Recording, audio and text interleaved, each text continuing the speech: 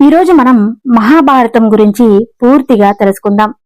ముందుగా ఈ వీడియోని ప్రతి ఒక్కరూ తప్పకుండా లైక్ చేయండి. మహాభారతం ఎందుకు తెలుసుకోవాలి? మన పిల్లలకు మహాభారతం ఎందుకు చెప్పాలి? భావి తరాలకు మహాభారతం ఎందుకు తెలియాలి? ఎందుకంటే మన పిల్లలు రేపటి పౌరులు కాబట్టి, వారు మంచి పౌరులుగా తయారు కావాలి కాబట్టి మహాభారతం తెలుసుకోవాలి. అందులోనూ వ్యాసుడు రచించిన భారతాన్ని ఖచ్చితంగా తెలుసుకోవాలి. భారతాన్ని ఆధారంగా చేసుకుని ఎన్నో సినిమాలు వచ్చాయి, ఎన్నో పుస్తకాలు రాశారు. ఎవరికి నచ్చిన ధోరణిలో వారు తీశారు, రాశారు. వాటిలో చాలా వరకు భారతంలో లేని కథలే. నిజమైన భారతంని మనం ఇప్పుడు తెలుసుకోవాలి. భారతాన్ని మించిన పర్సనాలిటీ డెవలప్మెంట్ పాఠం ఇంకోటి లేదు. భారతాన్ని మించిన మేనేజ్మెంట్ స్కిల్స్ లేవు. భారతం మనమందరం తెలుసుకోవాలి. అది మనం మన పిల్లలకు చెప్పగలగాలి. భారతాన్ని రాసింది వ్యాస మహర్షి. ఇది అందరికీ తెలిసిందే. వ్యాసుడు రాసిన భారతాన్ని ఆయన శిష్యులు దేశమంతా ప్రచారం చేస్తే విన్న పండితులకు, సామాన్యులకు వచ్చిన సందేహాలకు సమాధానాలు కలుపుతూ పోతే 1,00,000 శ్లోకాలు దాటిపోయింది. నిజానికి మహాభారతంలో వ్యాసుడు రచించిన లేదా దర్శించిన శ్లోకాలు 8,800. భారతదేశంలో కొలువైన స్వర్గం హిమాలయాలు. హిమాలయ ప్రాంతాల్లో సరస్వతీ నదీ తీరంలో వ్యాసుడు మహాభారతాన్ని రచించాడు. వ్యాసుడు మొదట రాసిన భారతానికి అసలు పేరు జయవ్యాసుడు. భారతం ఎందుకు రచించాడు? వేద సాహిత్యాన్ని 4 సులువైన భాగాలుగా విభజించాడు వ్యాసుడు. అందుకే వేద వ్యాసుడు అన్నారు. ఆ వేదాల్లో ఉన్నది సామాన్యుల వరకు చేరదేమో అన్న అనుమానంతో ఆ వేదాల్లో ఉన్న తత్వాన్ని ఉపనిషత్తులతో రచించాడు. ఇంకా సులువుగా వేదాల్లో ఉన్న అసలు విషయం అందరికీ చేరాలన్న ఉద్దేశంతో 18 పురాణాలను రచించాడు. ఆ పురాణాలలో ఉన్న విషయాలను, వేదాల్లో ఉన్న మంచి చెడుని, అప్పటి సాంకేతికతకు రంగరించి ద్వాపర యుగంలో జరిగిన చరిత్రను కలిపి మహాభారతం అని ఇతిహాసాన్ని రచించాడు. అంటే మహాభారతం చదివితే వేదాల్లో ఉన్న ముఖ్యమైన విషయాలన్నిటినీ తెలుసుకున్నట్లే. అందుకు వ్యాసుడు మహాభారతాన్ని రచించాడు. వ్యాసుడికి మహాభారతమంతా మన ఆలోచనలోనే కనిపిస్తుంది. కాని ఆయన చెప్పే వేగానికి అనుగుణంగా రాసే మహానుభావుడు కావాలి. అప్పుడే వేదవ్యాసుడు మన విజ్ఞానాన్ని తొలగించే గణపతిని ప్రార్థించాడు. నా భారతాన్ని మీరు రాయాలి స్వామి అని ప్రార్థించాడు. అయితే గణపతి కూడా ఒక షరతు పెట్టాడు. నేను రాస్తుంటాను కాని నువ్వు చెప్పడం ఆపకూడదు అని. అప్పుడు వ్యాసుడు కూడా తెలివిగా ఒక మెలిక పెట్టాడు. నేను చెబుతున్నప్పుడు మీరు అర్థం చేసుకుని రాయాలి అని. అప్పుడే కదా వ్యాసుడికి కొంచెం సమయం లభిస్తుంది. అలా వ్యాసుడు చెబుతూ ఉంటే శ్రీ గణపతి స్వామివారు రాసిన అద్భుత గ్రంథం మహాభారతం. అలా మొత్తం 8,800 శ్లోకాలు వ్యాసుని మూల భారతంలో ఉంటాయి. అంటే వ్యాసుడు రచించిన భారత మొదటి ప్రతిలో 8,800 శ్లోకాలు ఉండేవి. ఈ 8,800 శ్లోకాల భారతానికి జయం అని పేరు పెట్టారు వ్యాసుల వారు. ఆ తర్వాత శిశువులు ప్రచారం చేస్తున్నప్పుడు విన్నవారికి వచ్చిన సందేహాలకు వ్యాసుని దృష్టికి తేవడం, ఆయన భారతాన్ని అప్డేట్ చేయడం జరిగాయి. అలా 1,00,000 శ్లోకాలకు జయం పెరిగింది. అది మహాభారతం అయ్యింది. మహాభారతాన్ని చదివిన వారికి కొన్ని విషయాలు స్పష్టంగా అర్థమవుతాయి. మనిషి ఎలా బ్రతకాలో పాండవుల చరిత్ర చెబుతుంది. మనిషి ఎలా బ్రతకకూడదో కౌరవుల చరిత్ర చెబుతుంది. మనిషి సందర్భానికి తగ్గట్టు ఎలా ఉండాలో కృష్ణుడి చరిత్ర చెబుతుంది. ఈ 3 అర్థం చేసుకున్నవాడు ఉత్తమ వ్యక్తిత్వం ఉన్న మనిషి అవుతాడు. అలాంటి వ్యక్తికి ఓటమి ఎందుకుంటుంది? భారతం అంతా కూడా 2 చెట్ల కథ అన్నారట వ్యాసుల వారు. వ్యాసుడు దుర్యోధనుడు ఒక చెట్టు, ధర్మరాజు మరో చెట్టు. దుర్యోధనుడు అనే చెట్టుకి వేరు ధృతరాష్ట్రుడు. ధృతరాష్ట్రకు కళ్ళే కాదు, బుద్ధి కూడా లేదు. భారతం విలన్ ఎవరంటే మన దుర్యోధనుడు అని చెప్తాం. కాని అసలు విలను ధృతరాష్ట్రుడే. తండ్రి ఎలా ఉండకూడదో తెలుసుకోవాలంటే ధృతరాష్ట్రుడి చరిత్ర చదివితే చాలు. అందువల్ల దుర్యోధనుడు అనే చెట్టుకి అధర్మ వృక్షమని, ధర్మరాజు అనే చెట్టుకి ధర్మమైన వృక్షమని, ఆ వృక్షానికి భీముడు, అర్జునుడు, నకుల సహదేవులు కొమ్మలు, పండ్లు, పూలు కూడా. మరి ఆ చెట్టుకు వేరు ఎవరు ఒక్క వేరు కాదు. ఆ చెట్టుకి 3 వేర్లు. ఒకరు కృష్ణ పరమాత్మ సాక్షాత్తు దేవుడే. వేరైనప్పుడు పాండవులు తప్ప ఇంక ఎవరు గెలుస్తారు? 2వ వేరు వేదాలు. 3వ వేరు వేదాన్ని పాటించేవారు. అంటే ధర్మాన్ని పాటించేవారంతా పాండవుల వెనకే ఉన్నారు. అందుకే వ్యాసుల వారు భారతాన్ని 2 చెట్లతో పోల్చారు. భారత్ని కూడా ఉపనిషత్తుతో పోలుస్తారు పెద్దలు. ఎందుకంటే భారతదేశం అనగానే భగవద్గీత గుర్తొస్తుంది. ఆ భగవద్గీతకు మూలం భారతం కనుక. అందుకే వేదంతో సమానమైనది మహాభారతం. మహాభారతం గురించి ఎంతో మంది రాశారు. మహాభారతం క్యారెక్టర్ల మీద నడిచిన వాళ్ళు కాదు, మనిషి ఎలా బ్రతకాలో చెప్పే గొప్ప దారి. మనలో ఉన్న కోపం, అహంకారం, అసూయ, ద్వేషమే పెద్ద శత్రువులు. వాటిని గెలిస్తే ప్రపంచాన్ని గెలిచినట్టే. అలా ఒక వ్యక్తిత్వాన్ని ఒక్కో క్యారెక్టర్లో చూపించారు వ్యాసుల వారు. మహాభారతంలో ఎంతో జ్ఞానం ఉంది. యజ్ఞాలు, యాగాల గురించి ఉంటుంది. పశువైద్యం గురించి ఉంటుంది. ఆయుర్వేదం, ధనుర్వేదం గురించి ఉంటుంది. శిల్పశాస్త్రం, పాకశాస్త్రం, ఇలా ఒకటి కాదు, వేదాల్లో ఉన్న అన్ని శాస్త్రాలు మహాభారతంలో కనిపిస్తాయి. జూదం ఆడితే సర్వనాశనమైపోతామని ఋగ్వేదంలో మంత్రాలు ఉంటాయి. అదే మహాభారతంలో ఉంటుంది. వ్యాసుల వారు భారతాన్ని 3 ఏళ్ల పాటు రచించారు. ప్రస్తుతం మన పిల్లల పాఠ్యపుస్తకాల్లో కనిపిస్తున్న చరిత్ర పిల్లల భవిష్యత్తుకు ఏ విధంగానూ పనికిరాదు. ఆ చరిత్రలో నేర్చుకోవటానికి కూడా ఏమీ లేదు. అసలైన భారతదేశం చరిత్ర రాయాల్సి వస్తే రామాయణం తలుపులు తెరుచుకుని మహాభారతం దారిలో వెళ్ళాలి. అప్పుడే అసలైన భారతదేశ చరిత్ర కనిపిస్తుంది. అందుకే మహాభారతాన్ని ముందు పెద్దలు తెలుసుకోవాలి. మన భారతాన్ని భావి తరాలకు తీసుకువెళదాం. మహాభారతాన్ని ఎవరికి మొదట చెప్పారు, ఎక్కడ చెప్పారు, ఎలా మహాభారత కావ్యం భారతదేశమంతా వినిపించింది? ఆది పర్వంలో ఉన్న విషయాలను ఇప్పుడు తెలుసుకుందాం. మహాభారతం 18 పర్వాలుగా విభజించి ఉంటుంది. 18 పర్వాలు అంటే 18 భాగాలు అనుకోవచ్చు. అందులో మొదటి పర్వం ఆది పర్వం. అక్కడ నుంచే మహాభారతం ప్రారంభమవుతుంది. హస్తినాపురం కురు సామ్రాజ్యానికి రాజధాని అభిమన్యుడు. ఉత్తరాల కొడుకు పరిషత్తు కొడుకు జనమేజయుడు. పరిషత్తు తక్షకుడు అనే ఒక పాము వల్ల చనిపోయాడు. ఆ తర్వాత పరీక్షత్తు కొడుకు జనమేజయుడు హస్తినాపురానికి చక్రవర్తి అయ్యాడు. పాము వల్ల తన తండ్రి మరణించాడని జనమేజయుడికి తెలిసిందే. అందువల్ల అసలు ఈ ప్రపంచంలో పాములు ఉండకూడదని ఒక మహాసర్పయాగం మొదలుపెట్టాడు. యజ్ఞంలో ఎక్కడెక్కడ నుంచో పాములు వచ్చి నిప్పుల్లో పడిపోతున్నాయి. వ్యాస భారతంలో కొన్ని 100 రకాల పాముల గురించి వర్ణన ఉంది. యాగం గురించి తెలిసిన తక్షకుడు భయపడ్డాడు. ఆ తక్షకుడు పరిషత్తు మహారాజుని చంపాడు. తక్షకుడు భయపడి ఇంద్రుడి దగ్గరకు వెళ్ళాడు. కాపాడాలని కోరాడు. సర్పయాగం దగ్గర తక్షకాయ స్వాహ అనే మంత్రం పఠించారు. ఆ మంత్రానికి తక్షకుడు వచ్చి హోమంలో పడిపోవాలి. కాని ఇంద్రుడి వల్ల తక్షకుడు రాలేదు. అప్పుడు ఋషులు సహేంద్ర తక్షక స్వాహ అని పఠించారు. అంటే ఇంద్రుడితో సహా వచ్చి తక్షకుడు హోమంలో పడిపోవాలని అర్థం. అప్పుడు ఇంద్రుడు కూడా భయపడ్డాడు. తక్షకుడిని వదిలేసి వెళ్లిపోయాడు. అప్పుడు తక్షకుడు హోమంలో పడిపోవాలి, కాని పడిపోలేదు. మధ్యలో ఒక గొప్ప మహర్షి తక్షకుడిని కాపాడాడు. ఆ గొప్ప మహర్షి పేరు ఆస్తికుడు. ఆస్తి గురించి తెలుసుకుందాం.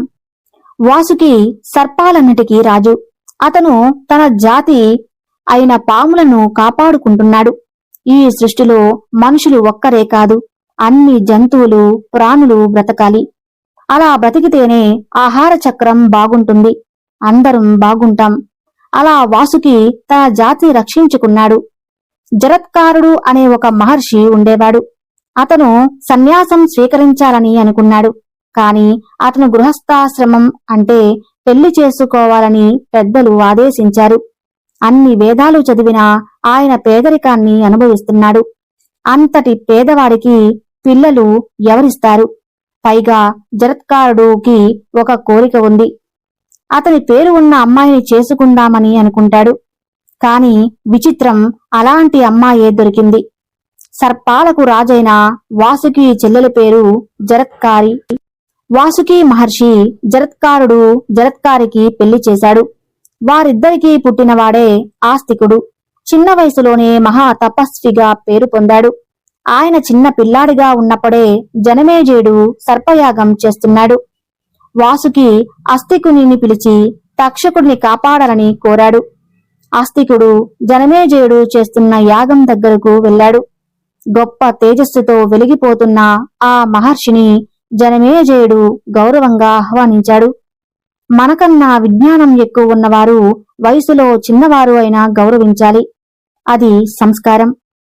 ఆస్తి కూడా చెప్పిన ఆధ్యాత్మిక విషయాలు విని జనమేజయుడికి ఆనందం కలిగింది.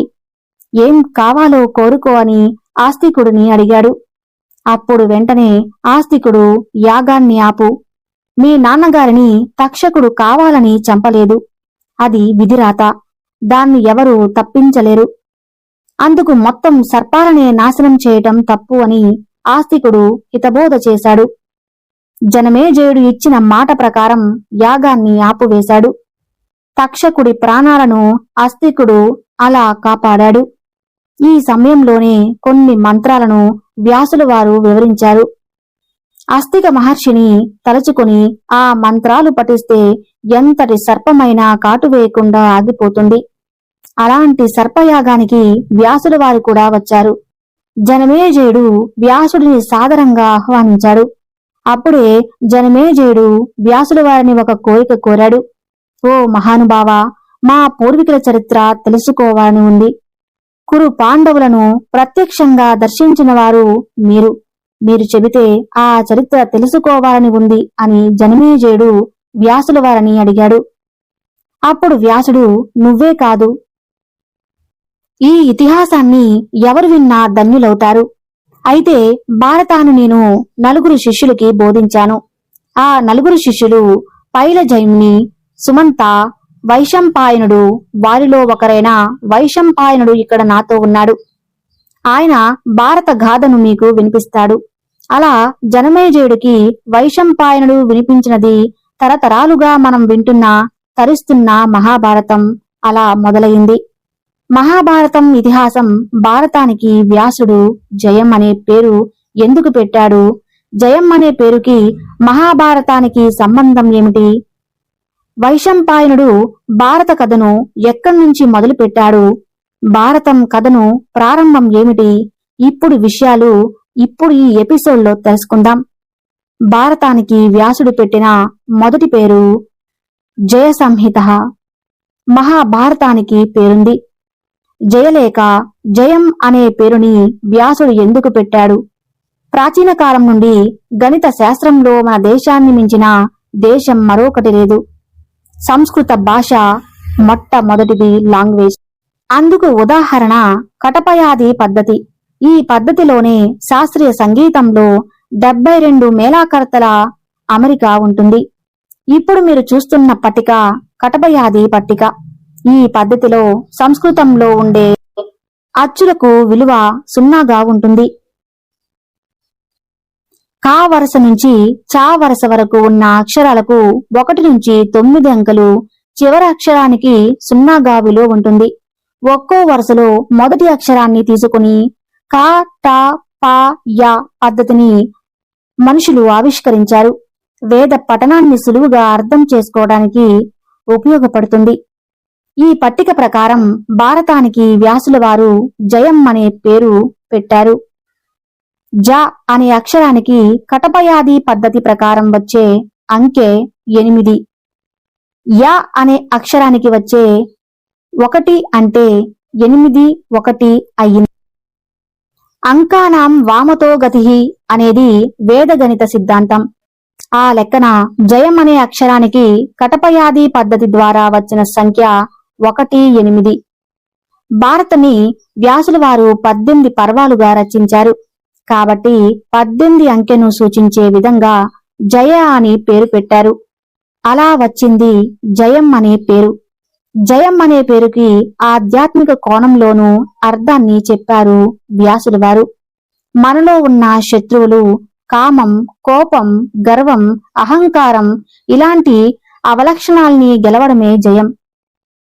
వీటిని జయించిన వాడు ధర్మం, అర్థం, కామం, మోక్షం లభిస్తాయని ఆ పేరు పెట్టారు. మహాభారతాన్ని చదివితే మనలో ఉన్న లోపాలను ఎలా జయించాలో తెలుస్తుంది. అందుకే జయం అనే పేరు పెట్టారు వ్యాసుల వారు. ఇప్పుడు ముందరి భాగంలో ఆది పర్వాన్ని ఆపిన దగ్గర నుంచి భారత కథను మొదలు పెడదాం. వైశంపాయనుడు జనమేజయుడికి మహాభారత కథను సర్పయాగం చేసిన యజ్ఞశాలలో చెప్పడం మొదలుపెట్టాడు. జనమేజయుడు కురువంశానికి చెందిన పాండవుల వారసుడు. ఆ చక్రవర్తి మూల పురుషుల్లో ఒకరు. సంతానుడు శాపవశాత్తు గంగా భూమి మీద మానవ స్త్రీగా అవతరించి శాంతనుడిని వివాహం చేసుకుంది. తాను ఏం చేసినా అడగకూడదు అని, అడిగితే తాను వెళ్లిపోతానని షరతు పెట్టింది. శాంతనుడికి గంగకు 8 మంది పిల్లలు పుట్టారు. అయితే మొదటి 7 పిల్లలను పుట్టిన వెంటనే గంగా నదిలో వదిలేసి వచ్చింది. అడిగితే గంగ వెళ్లిపోతుందని శాంతనుడు సహించాడు. కాని 8వ బిడ్డను కూడా గంగ నదీ దగ్గరకు తీసుకువెళుతుంటే తట్టుకోలేక ఆపాడు. తన ఇష్టానికి విరుద్ధంగా ప్రవర్తించాడు కాబట్టి శాంతనుడిని వదిలేసి గంగ వెళ్లిపోయింది. వెళ్తూ వెళ్తూ 8వ బిడ్డను తాను తీసుకువెళ్లి అన్ని విద్యలు నేర్పి మళ్లీ అప్పగిస్తానని చెప్పి గంగ శాంతనుడిని వదిలేసి వెళ్ళింది. ఆ 8వ బిడ్డే మహాభారతంలో అత్యంత పరాక్రమవంతుడిగా భీష్ముడిగా ప్రఖ్యాతి చెందాడు. భీష్ముడు అసలు పేరు దేవావ్రతుడు. యుక్త వయసు నాటికి దేవావ్రతుడు అన్ని విద్యలు నేర్చుకుని సాటిలేని వీరుడయ్యాడు. పరశురాముడు అతని గురువు. అప్పుడు గంగ దేవావ్రతుడిని సంతనుడికి అప్పగించింది. సంతనుడు ఆనందంతో తన కొడుకుని హస్తినాపురానికి తీసుకువెళ్లి యువరాజు పట్టాభిషేకం చేశాడు. చాలా కాలం దేవావ్రతుడిని పరిపాలనలో రాజ్యం అభివృద్ధి చెందింది. ఓసారి సంతనుడు గంగా తీరంలో విహారిస్తూ ఉండగా పడవ నడిపే సత్యవతి అనే యువతని చూశాడు. ఆమెను పెళ్లి చేసుకోవాలని అనుకున్నాడు. తన తండ్రి దాశరాజుని అడిగమని సత్యవతి శాంతనుడికి చెప్పింది. సత్యవతి తండ్రి పేరు దాశరాజు. అతను అక్కడి జాలర్లు అందరికీ రాజు. పిల్లను ఇవ్వమని సంతనుడు దాశరాజుని కోరాడు. సత్యవతికి పుట్టిన పిల్లలు మాత్రమే రాజ్యానికి వారసులు కావాలని, అలా అయితేనే పిల్లను ఇస్తానని చెప్పాడు దాశరాజు. సంతానానికి తన కొడుకు దేవావ్రతుడు గుర్తొచ్చాడు. దాశరాజు షరతుకి ఒప్పుకోలేదు. ఇంటికి వచ్చి సత్యవతి ధ్యాసతోనే ఒంటరిగా బాధతో గడిపాడు. అంతటి మహారాజుకి ఆ వయసులో పెళ్ళేంటి అని మనకు అనిపించవచ్చు. కాని ఈ పెళ్లి మహాభారత గాథకు కీలక మలుపు. అది విధిరాత కాబట్టే సంతానానికి ఆ వయసులో పెళ్లి గురించి ఆలోచన వచ్చింది. తండ్రి బాధను గమనించాడు. దేవావ్రతుడు సంతనుడి మంత్రి ద్వారా విషయాన్ని తెలుసుకున్నాడు. నేరుగా దాసరాజు దగ్గరికి వెళ్ళాడు. నువ్వు చెప్పినట్టే సత్యవతికి పుట్టిన వారే వారసులవుతారు. నేను కేవలం రాజ్య సంరక్షకుడిగా మాత్రమే ఉంటానని చెప్పాడు. అప్పుడు దాసరాజు సత్యవతి గురించి చెప్పాడు. సత్యవతి చేదీ రాజ్యానికి చెందిన ఉపరిచర వసువు అనే రాజు కూతురు. క్షత్రియ కన్య. అనుకోని పరిస్థితుల్లో చేప గర్భాన ఆడబిడ్డ, మగబిడ్డ కవలులుగా జన్మించారు. ఆడబిడ్డను దాసరాజు పెంచుకున్నాడు. మగబిడ్డను రాజు తీసుకువెళ్లాడు. ఆ మగబిడ్డ చేపగా పుట్టాడు కాబట్టి మత్స్యుడు అయ్యాడు. మత్స్యుడు అంటే చేప. అతనే మత్స్య రాజ్యాన్ని స్థాపించాడు. ఇప్పటి రాజస్థాను ఆనాటి మత్స్యరాజ్యం అంటారు. చేప నుంచి పుట్టిన ఆ బాలికను మత్స్యగంధి అని పేరు వచ్చింది. ఆమెకు సత్యవతి అనే పేరు పెట్టాడు దాసరాజు. సత్యవతి దాసరాజు పెంపుడు కూతురు.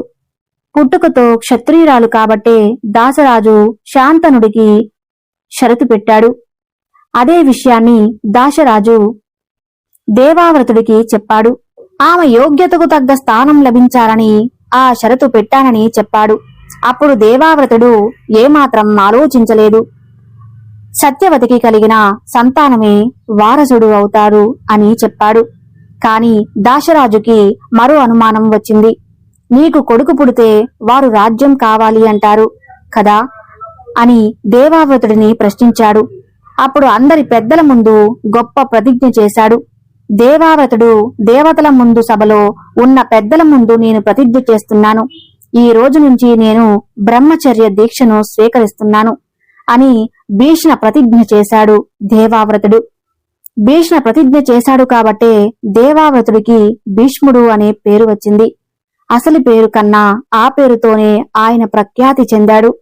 ఇక్కడ భీష్ముడు చరిత్ర గురించి చెప్పుకోవాలి.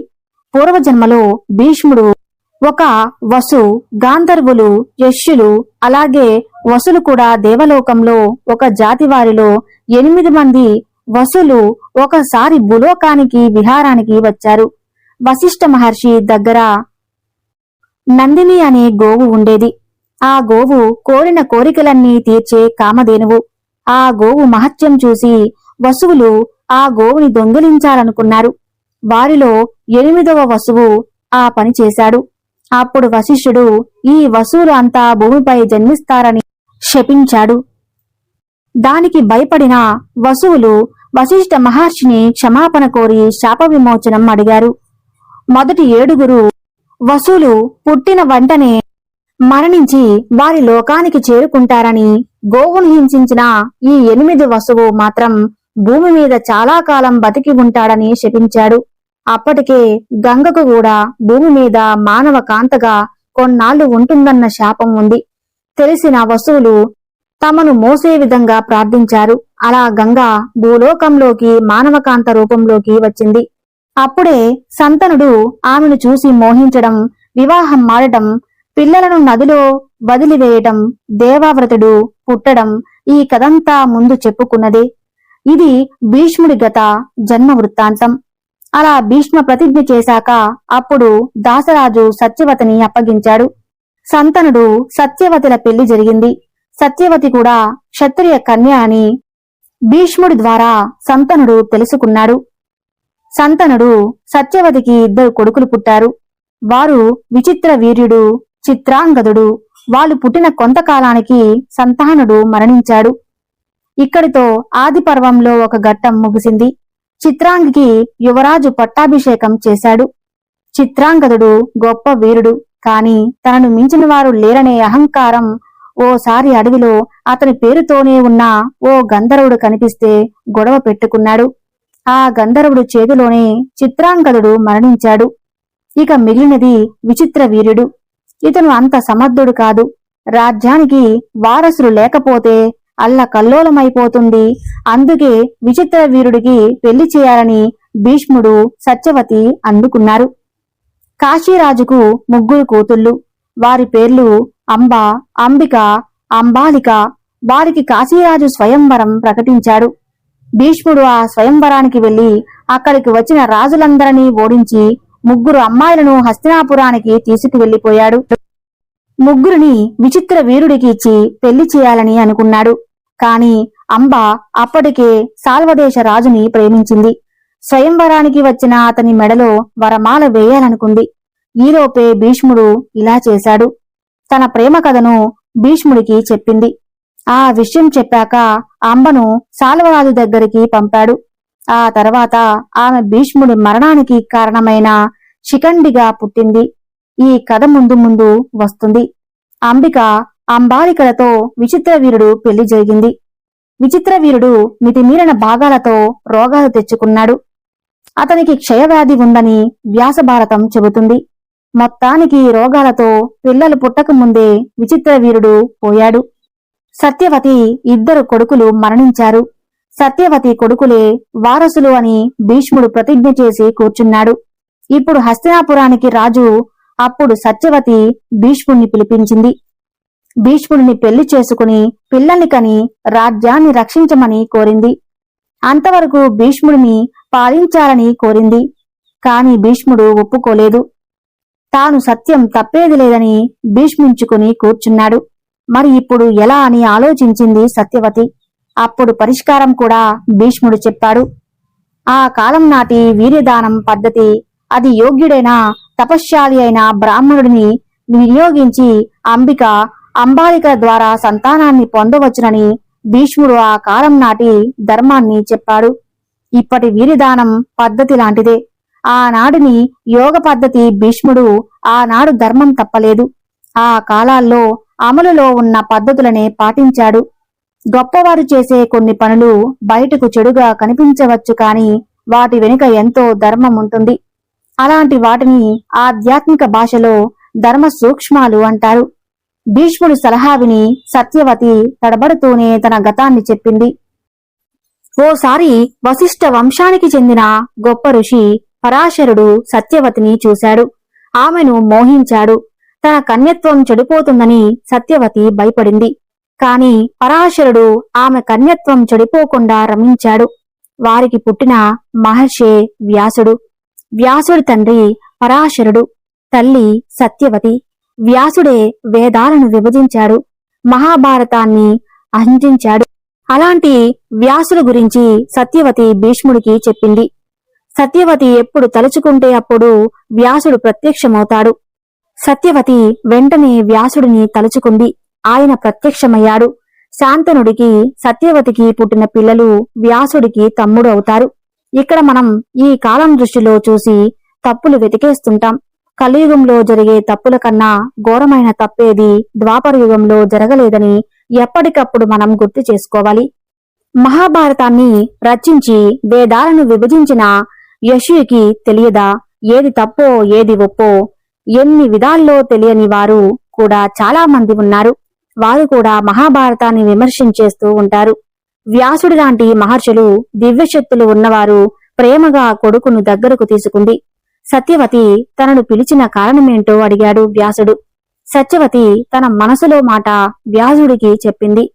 వ్యాసుడు ముందే తన గురించి చెప్పాడు. తాను తలుచుకుంటే అద్భుత తేజస్సు కలిగిన కొడుకులను ఇవ్వగలనని. కాని తన తేజస్సును భరించాలంటే అంబాలిక కనీసం ఏడాది పాటు వ్రతం చేయాలని వ్యాసుడు చెప్పాడు. వ్రతం చేయకపోతే తన తేజస్సును భరించలేరని వ్యాసుడు ముందే వివరంగా సత్యవతికి చెప్పాడు. కాని ఏడాది పాటు వేచి చూసే సమయం లేదని, వారసులు లేరని తెలిస్తే రాజ్యంలో అరాచకం పెరుగుతుందని సత్యవతి చెప్పింది. ఏడాది వ్రతం అన్న నియమం పెట్టవద్దని సత్యవతి వ్యాసుడిని కోరింది. తపస్సు నుంచి నేరుగా వచ్చిన వ్యాసుని రూపం అప్పటికి వికృతంగా ఉంది. ఆ వికృత రూపాన్ని నీ కోడలు భరించగలరా అని వ్యాసుడు సత్యవతిని అడిగాడు. అలా భరించగలిగిన వారికి మంచి కొడుకులను ఇవ్వగలనని అన్నాడు. కోడలిని శుచిగా స్నానం చేసి రమ్మన్నాడు వ్యాసుడు. అలాగే సత్యవతి ఏర్పాట్లు చేసింది. పెద్ద కోడలు అంబికను శుచిగా వ్యాసుడి దగ్గరకు పంపింది. అంబిక వ్యాసుడి రూపం సూచింది. నల్లగా ఉన్నాడు, ఎర్రగా జడలు కట్టిన జుట్టు, పొడుగు గడ్డం. ఇవన్నీ చూసి భయంతో అంబిక కళ్ళు మూసుకుంది. బయటకు వచ్చిన వ్యాసుడు సత్యవతితో ఒక మాట చెప్పాడు. అమ్మా, అంబికకు మంచి సంతానం కలుగుతుంది. 10,000 ఏనుగుల బలం కలిగినవాడు, రాజర్షి అయినవాడు పుడతాడు. అతనికి 100 మంది పిల్లలు పుడతారు. అంటే చూపులేని కొడుకు పుడతాడు అని వ్యాసుడు చెప్పాడు. ఇప్పటి సైన్స్, సైకాలజీ లాంటి విషయాలు ఇప్పుడు కనిపెట్టారు. కాని మహాభారతం కాలినాటికే గర్భస్థ శిశువు ఆరోగ్య పరిస్థితులను కనిపెట్టారు. సంభోగ సమయంలో భార్యాభర్తల మానసిక పరిస్థితి ఎలా ఉంటుందో పిల్లల ఆరోగ్య పరిస్థితి కూడా అలానే ఉంటుంది. అందులో అంధుడు పుడతాడని వ్యాసుడు చెప్పేసరికి సత్యవతి బాధపడింది. ఈసారి రెండో కోడలు అంబికను పంపింది. వ్యాస రూపాన్ని చూడగానే ఆమె ముఖం తెల్లగా పాలిపోయింది. భయం చేత తెల్లగా పాలిపోయిన ముఖంతో వ్యాసుడు తేజస్విని అయిన అంబాలికను స్వీకరించింది. అందువల్ల ఆమెకు పుట్టేవాడు పాండువర్ణంతో పుడతాడని చెప్పాడు. వ్యాసుడు చాలా మంది విశ్లేషించిన భారతంలో పాండు రోగంతో పుట్టాడు కాబట్టి పాండురాజు అని పేరు పెట్టారని రాశారు. కాని వ్యాస భారతంలో అలా లేదు. వ్యాస భారతం ప్రకారం పాండువర్ణం అంటే తెల్లని పాలిపోయిన రంగుతో పాండురాజు పుట్టాడు, అంతేకాని రోగంతో కాదు. అప్పటి నియమాల ప్రకారం అందరికీ రాజ్యపాలన అధికారం లేదు, అలాగే రోగాలు ఉన్నవారికి కూడా రాజ్యపాలన అధికారం లేదు. అయినా పాండురాజు చక్రవర్తి అయ్యాడు. అందుకు అందరూ అంగీకరించారు అంటే అతనికి ఉన్నది రోగం కాదు, పాండు వర్ణమే అని రుజువు అవుతుంది. ఒకరు అంధుడిగా పుడతారని, మరొకరు పాండువర్ణంతో పుడతాడని వ్యాసుడు చెప్పాడు. ఏ లోపం లేని కొడుకు కావాలని సత్యవతి కోరుకుంది. అదే కోరిక వ్యాసుడిని కోరింది. అంబికకు అంధుడు పుడతాడు కాబట్టి ఆమెకు ఏ లోపాలు లేని కొడుకు పుడితే ఆమె సంతోషిస్తుందని సత్యవతి అనుకుంది. అదే విషయాన్ని సత్యవతి కోడలికి చెప్పింది. కాని అంబిక అప్పటికే వ్యాసుడిని చూసి భయపడిపోయింది. అందుకే ఈసారి తనలాగే అలంకరించిన ఓ దాసిని వ్యాసుడి దగ్గరకు పంపింది. వ్యాసుడి లాంటి జ్ఞానికి ఆ విషయం తెలియకుండా ఉంటుందా? తెలుసు.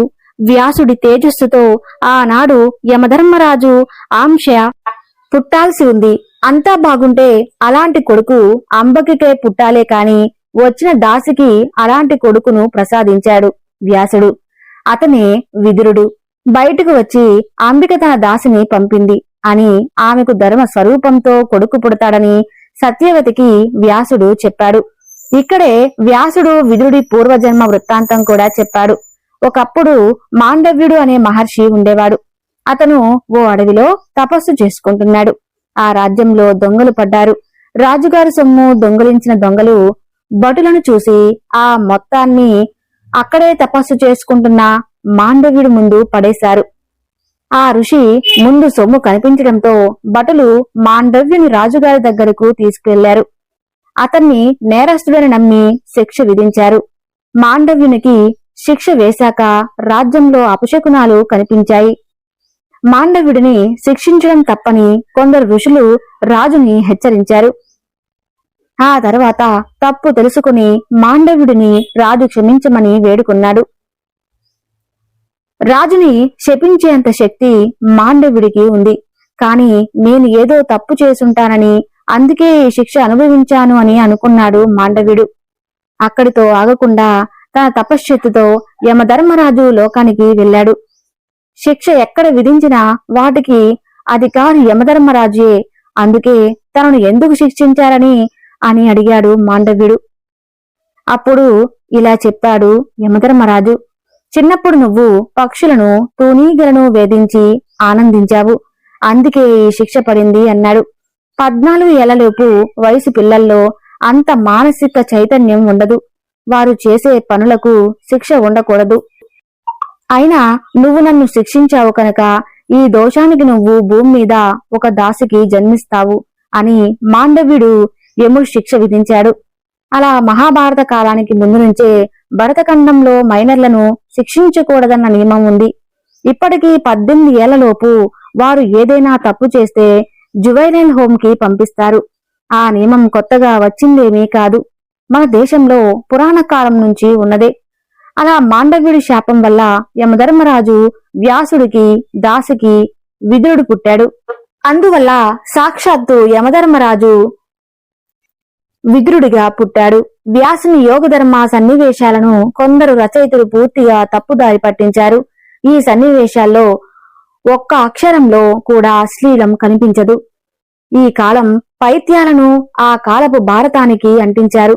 కొందరు గనులు ఈ నియోగ పద్ధతిని సత్యవతి ఎందుకు అంగీకరించిందో తెలుసుకోవాలంటే ఆ పద్ధతి గురించి తెలుసుకోవాలి. నియోగ పద్ధతి ద్వారా సంతానోత్పత్తి జరగడాన్ని దేవరోత్పత్తి అంటారు.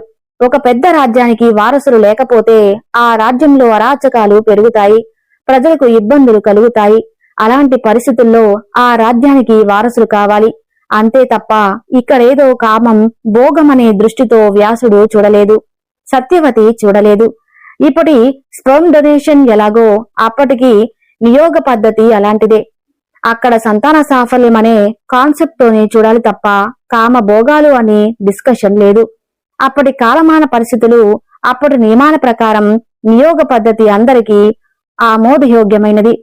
పిల్లలు కలగకుండా భర్త చనిపోతే ఆ స్త్రీ నియుక్తం లేదని యోగ ధర్మాన్ని పాటించి దేవరుని ద్వారా లేదా భర్త రక్తపు పంచుకున్న పుట్టిన వారితో కాని పిల్లలను పొందవచ్చు.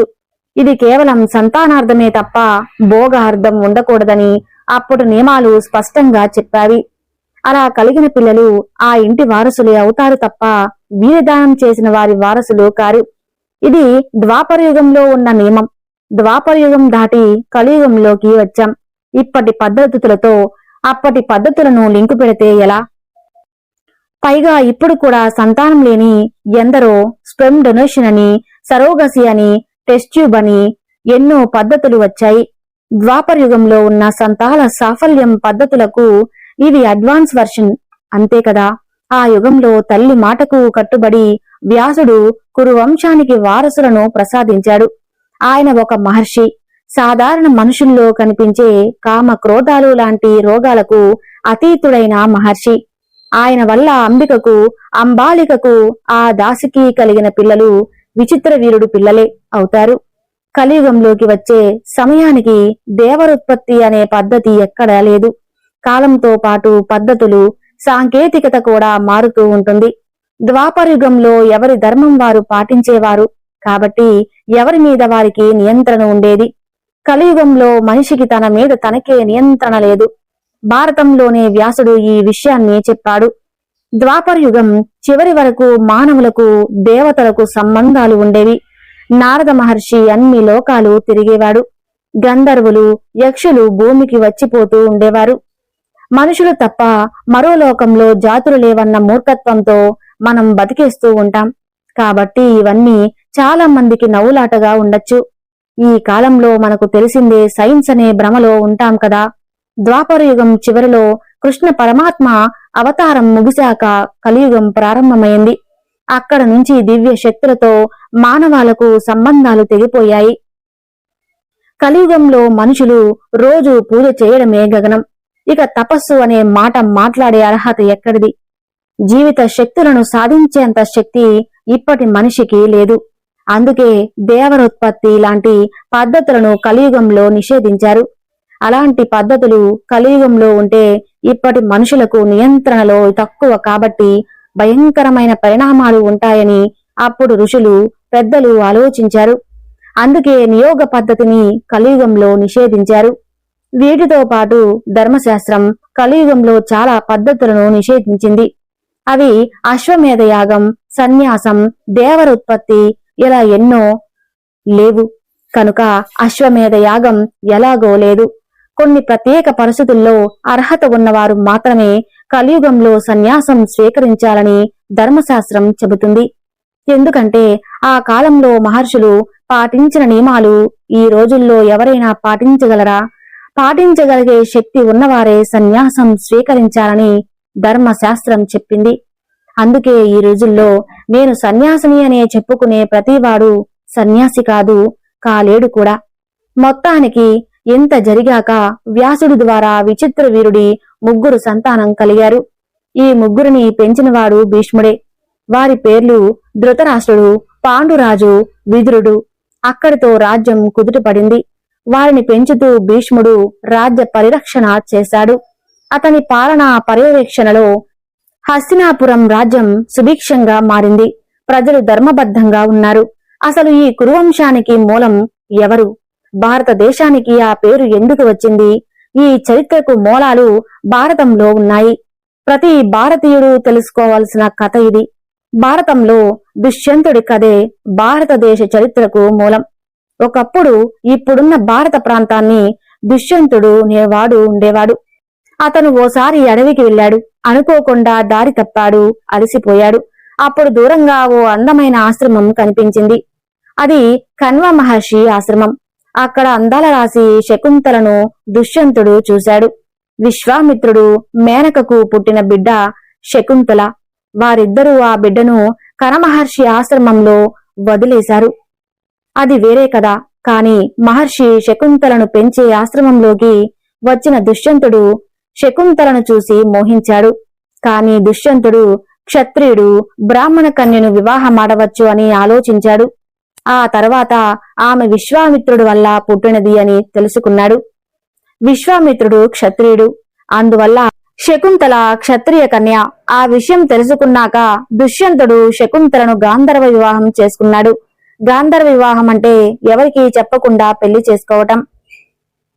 తనని అన్ని రాజ మర్యాదలతో తీసుకెళ్తానని చెప్పి దుష్యంతుడు తన రాజ్యానికి వెళ్ళాడు. దుష్యంతుడు శకుంతల వివాహం అయిన విషయం మహర్షికి తెలిసింది. తండ్రికి చెప్పకుండా పెళ్లి చేసుకునేందుకు, ఆ మాట చెప్పేందుకు శకుంతల ఎంతో బాధపడింది. అప్పటి ధర్మం ప్రకారం క్షత్రియులు గాంధర్వ వివాహం ఆమోదయోగ్యమే. అందుకే శకుంతల చేసింది తప్పు కాదని చెప్పాడు. కణ్వ మహర్షి శకుంతల మనసు తెలియక కొన్నాళ్లకు శకుంతలకు కొడుకు పుట్టాడు. అతను భరతుడు. అతను పుట్టుకతోనే అద్భుతమైన కళతో పుట్టాడు. పసి వయసులోనే సింహాలతో ఆడుకుంటున్న అతనికి సర్వధముడు అనే పేరు కూడా పెట్టారు. పెళ్లి అయ్యింది, కొడుకు పుట్టాడు. అయినా దుష్యంతుడు తనను తీసుకువెళ్లడానికి రాలేదు. దుష్యంతుడి కోసం ఎదురు చూస్తూ శకుంతల బాధపడింది. కూతురు బాధను చూసి కణ్వ మహర్షి శకుంతలను దుష్యంతుడి దగ్గరకు పంపాడు. సభలోకి వచ్చిన శకుంతలను చూసి ఎవరు నువ్వు అని అడిగాడు దుష్యంతుడు. ఈ ప్రశ్నకు శకుంతలకు బాధ కలిగింది. ఎలా మర్చిపోయావు అని ప్రశ్నించింది. శకుంతల నీ వల్లే పుట్టాడు అని కొడుకును చూపించింది. అయినా సరే నువ్వు ఎవరో నాకు తెలియదు అన్నాడు. దుష్యంతుడు పంచభూతాలు మన పెళ్లికి సాక్ష్యమని విశ్వామిత్రుడు మేనకల కూతురుని శకుంతల దుష్యంతుడిపై ఆగ్రహం చూపించింది. అయినా దుష్యంతుడు చలించలేదు. పైగా విశ్వామిత్రుడు మేనకలకు హేళన చేశాడు. కన్నవారిని హేళన చేసేసరికి శకుంతలకు కోపం పెరిగింది. తనను స్వీకరించకపోతే అంతకన్నా మహాపాపం మరొకటి లేదు అని ఏడుస్తూ వెనుదిరిగింది. అప్పుడు ఆకాశవాణి పలికింది. దుష్యంత, ఆమె నీ భార్య, అతను నీ కొడుకు అని ఆకాశవాణి చెప్పింది. అప్పుడు దుష్యంతుడు ఆమెను దగ్గరకు తీసుకున్నాడు. దుష్యంతుడికి శాపం ఉందని, అందువల్లే శకుంతలను మర్చిపోయాడని, ఏదో గుర్తు చూపిస్తే గుర్తుపట్టాడని ఒక కథ కూడా ఉంది. ఆ కథ వ్యాసభారతంలో లేనేలేదు. అది ఎవరో సృష్టించిన కథ. దుష్యంతుడు సభలో అలా ఎందుకు ప్రవర్తించాడో వ్యాసభారతంలో స్పష్టంగా ఉంది. అంతమంది సామంతరాజులు మంత్రులు ఉన్న సభలో ఒక స్త్రీ వచ్చి నేను నీ భార్యని, ఇతను నీ కొడుకు అంటే ఆ రాజుని కామాంధుడు అని ప్రజలు అనుకునే ప్రమాదం ఉంది. తాను రాజ మర్యాదలతో తీసుకువెళ్తానని దుష్యంతుడు మాట ఇచ్చి తప్పాడు. అది నిజమే. ఆ విషయాన్ని సభలో చెప్తే అది అవమానమే. అందుకే ఏం చేయాలా అనే సందిగ్ధంలో ఉన్న సమయంలోనే స్వయాన ఆకాశవాణి సమస్యను తీర్చింది.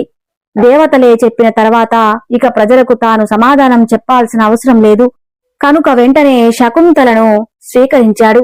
తాను అలా ప్రవర్తించడానికి కారణం వివరించి సభలోనే శకుంతల క్షమాపణను చెప్పాడు దుష్యంతుడు. ఇది దుష్యంతుడు శకుంతల అసలు కథ. వీరిద్దరి కొడుకు భరతుడు. అతని పేరు మీద భరత వంశం ఏర్పడింది. ఆ వంశం వల్లే భరతఖండం అనే పేరు వచ్చింది. వేదములో అగ్ని కొన్ని చోట్ల భారత అని సంబోధించాడు.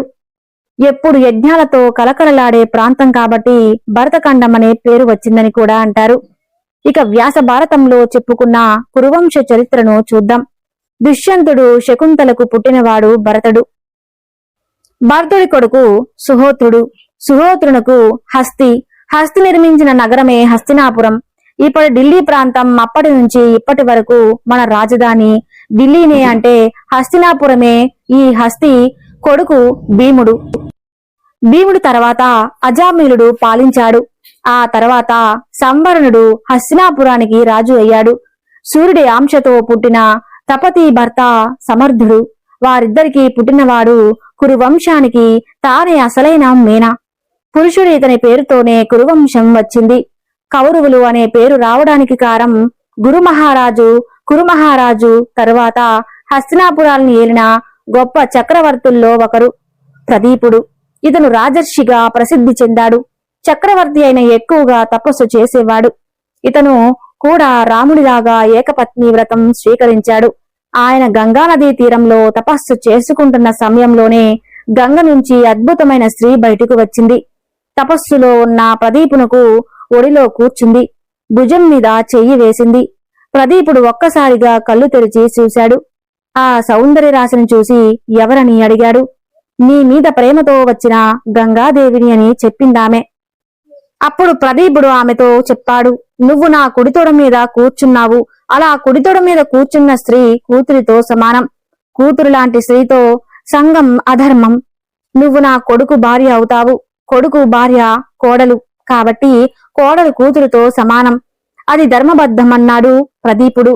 అది నీతో చెప్పించడానికి వచ్చానని గంగ చెప్పింది. మరో విషయం కూడా ప్రదీపుడితో చెప్పింది. నేను ఏం చేసినా నీ కొడుకు ప్రశ్నించకూడదు అని షరతు పెట్టింది. సరే అన్నాడు ప్రదీపుడు.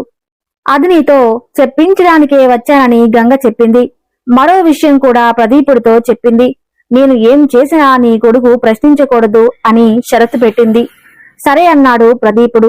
ఆ తర్వాత ప్రదీపుడికి పుట్టిన గొప్ప చక్రవర్తి సంతనుడు. సంతనుడు మహర్షి లాంటివాడు.